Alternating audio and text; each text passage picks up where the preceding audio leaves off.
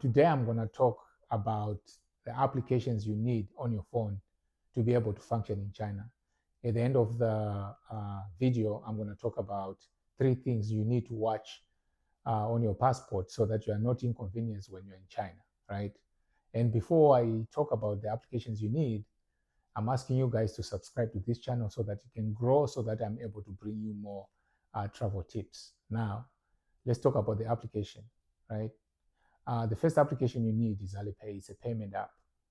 You need to attach either your banking information, your debit information, your debit card information, or your credit card information for it to be able to work, right? I use credit card information on my Alipay app because it's easier for me that way. And the next app you're gonna need is Trip.com, right? Just like we use it here, use Trip.com for booking your airlines, your hotel, your train, and to purchase any activities that you want to do when you get to China. The next app is Didi app. It's DID. Didi app is basically an Uber app. In China, they don't call it Uber, they call it Didi. So it works like an Uber app.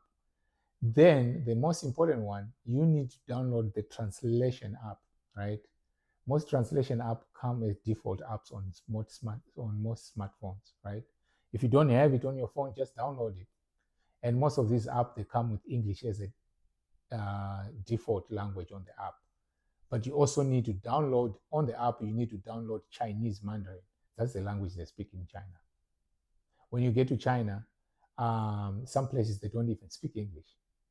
And the Chinese are smart enough, they know that they will help you to use the app. And initially it's cumbersome, but once you get used to it, it will be easy, right? And the last app that you need is called Dianping. Dianping is a utility app, right? It's like mostly like Amazon app. You can order anything online with it. You can order food if you're in a hotel with it. You can you can book restaurants. It can do a lot of stuff. You can also use it as a GPS. So it's a utility app. So you need that app, right? So number one, you just make sure you download all those apps before you get on a flight. I'll say that again. Just make sure you download all those apps before you get on a flight.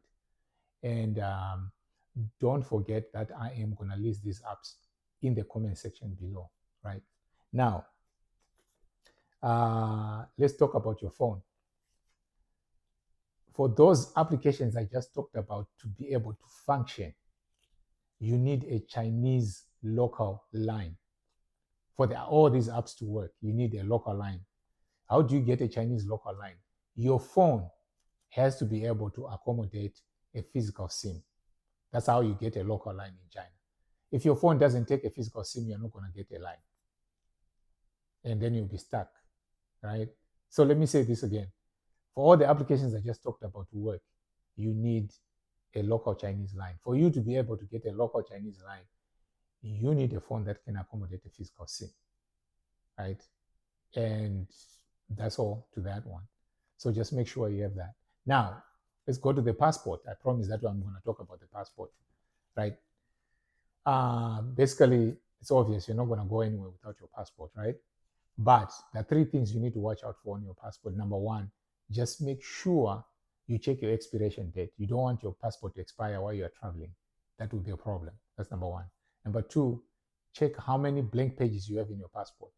If you have less than 2 blank pages in your passport, the airlines are not going to check you in. Just at least they have 3 or more, right? And in China, that's number three. Your passport is your ID. There is nothing you're gonna do without your passport. Like for example, if you're going on a train, they'll need it. If you're going, if you know, at the airport, they'll need it. If you're buying something, wherever they ask for an ID, they'll ask for your passport, specifically if you're a foreigner. So make sure to keep your passport with you at all times. But however, make sure that your passport is secure. Don't lose your passport in a foreign country, because the process of getting traveling documents is very, very hard, right? And it's very unpleasant. So This video is the first video of the series of videos I'm gonna make for the next 2 weeks. The next 2 weeks, I'm traveling to China. I'm going on a business trip. And then I'm gonna be shooting videos of things that I think may be helpful to you guys when you travel to China, right? So in the comment section, please engage me. Ask me what you want me to talk about on the next videos. So meet you in China.